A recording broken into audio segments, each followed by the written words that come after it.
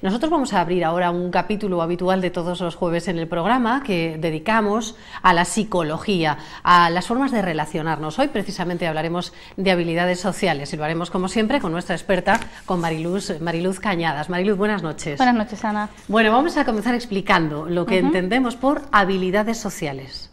Bueno, las habilidades sociales son una forma de comportarnos en situaciones sociales que a la persona que las pone en marcha pues le va a ayudar a expresar lo que piensa, lo que siente y cuáles son sus deseos y actitudes de una forma adecuada a la situación, de tal forma que va a minimizar el problema de tener conflictos y a favorecer que sus relaciones en el futuro vayan a mejor. Es decir, cuando alguien, por ejemplo, se incluye en un grupo nuevo, le presentan a unos amigos nuevos, hay personas que son muy reacias, que no quieren hablar, que tienen bueno, un carácter que nos parece un poco difícil y lo que le pasa es que no tiene, por así decir en general, unas habilidades sociales, ¿no? ¿Hay distintos comportamientos que se puedan clasificar, por así decir? Sí, existen tres tipos fundamentales de comportamiento social. Aunque las personas no nos ajustamos directamente a un modelo, sino que habitualmente existen tres patrones fundamentales, que serían el estilo pasivo, el asertivo y el agresivo, que ahora lo vamos a comentar, y cada uno tiene su estilo habitual. Pero una persona que sea pasiva en un momento dado puede comportarse de una manera diferente. Diríamos que una persona con un estilo pasivo sería aquella persona que en una situación social tiene la tendencia a anteponer los derechos de los demás y los deseos de los demás a los propios, de tal forma que en ese tipo de situaciones suele mostrarse dubitativa, le suele costar mantener el contacto ocular, habla en un tono bajo y al final la gente suele tener cierta tendencia a aprovecharse de ellos, ¿no? De su incapacidad para decir que no o de su incapacidad para defender sus propios derechos. Esto estamos diciendo que son las personas que llamamos pasivas, ¿no? Que, por poner un ejemplo, no sé si es correcto, llegan a una reunión y si resulta que todos tienen ese carácter, ocurre esto típico de, bueno, ¿qué hacemos? Y todo el mundo dice lo que queráis, ¿no? Lo que queráis, pero nadie, digamos, que tiene un papel un poco de liderazgo, ¿no? Todos ellos son pasivos, podemos decir. Y luego además la persona pasiva no quiere decir que no tenga iniciativa, sino que no sabe ponerla en marcha. No se atreve quizá, Es decir, una persona pasiva, si le propones ir al cine, a lo mejor tiene muy claro qué película le gustaría ir a ver. Lo que no tiene es la habilidad para defender que él quiere ir a ver esa película y no la que sus amigos están proponiendo. Así que son personas, como dices, de las que tienden a aprovecharse porque no saben expresar quizá esas emociones. Y eso suele generarles además sentimientos de culpa y de inadecuación social, porque al final sienten que en su vida social no disfrutan, no se lo pasan bien, porque al final no hacen lo que ellos quieren. Bueno, ¿eso tiene remedio? Sí, hombre, claro, naturalmente que sí. Los patrones de comportamiento social se van aprendiendo a lo largo de la vida, entonces igual que hemos aprendido a comportarnos de una determinada manera, podemos aprender formas de relacionarnos que sean mejor. Lo que pasa es que eso supongo que hay que trabajarlo bastante, ¿no?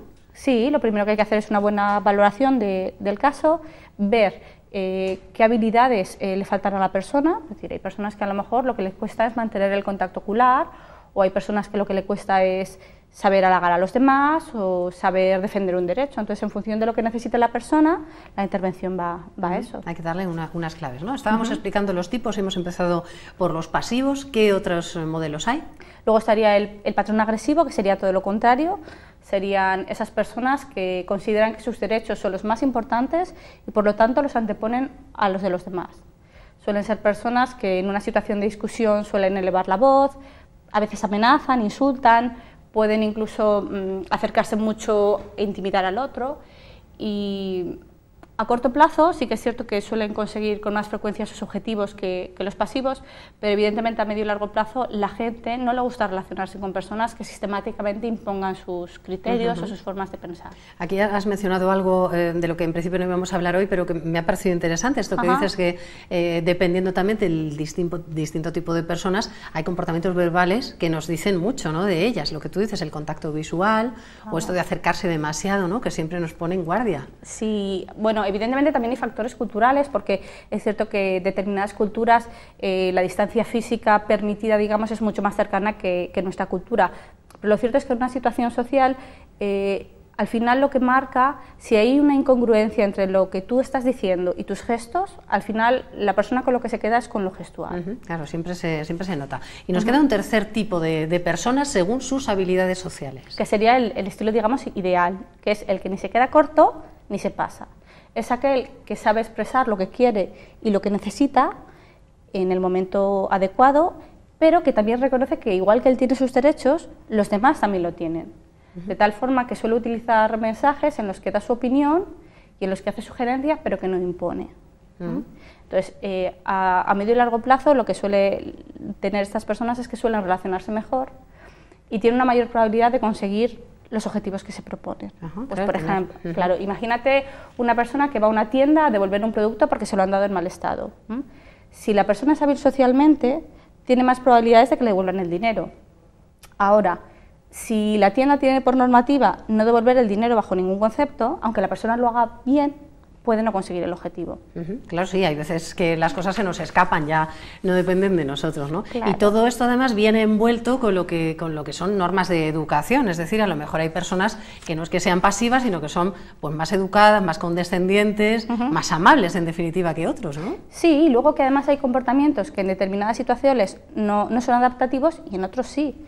Es decir, por ejemplo, en una conferencia, a lo mejor pegar un grito o amenazar a alguien no es algo adaptativo, pero a lo mejor si vives en el Bronx es más adaptativo el pegar un grito y ser capaz de intimidar a otra persona que el ser más callado y más educado. Entonces, o sea, que hay que saber leer el contexto, ¿no? Sí, es muy importante, es fundamental. Para saber cómo se tiene uno que manifestar. Bueno, y esto de las habilidades sociales, cuando los niños son muy pequeños, ¿ya se nota cómo van a ser sus relaciones con otras personas o es muy pronto para saberlo?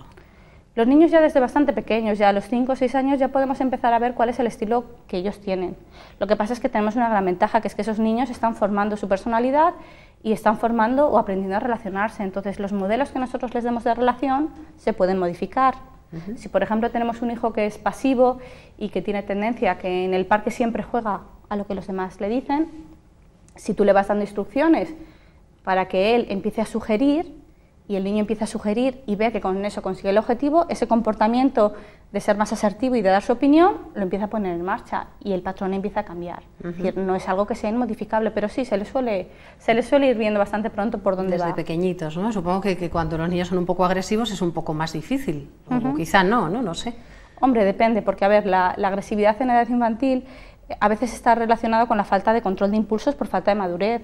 Si está relacionado con esa falta de madurez, a medida que los niños aprenden a tolerar frustraciones y a medida que van madurando, por sí misma va bajando. Bueno, pues hoy nos hemos acercado a las habilidades sociales en las que entraremos con un poquito más de detalle en los próximos días. Gracias por estar aquí, Mariluz, una noche más contándonos las cosas que nos pasan en la cabeza. Gracias por venir. Gracias a vosotros.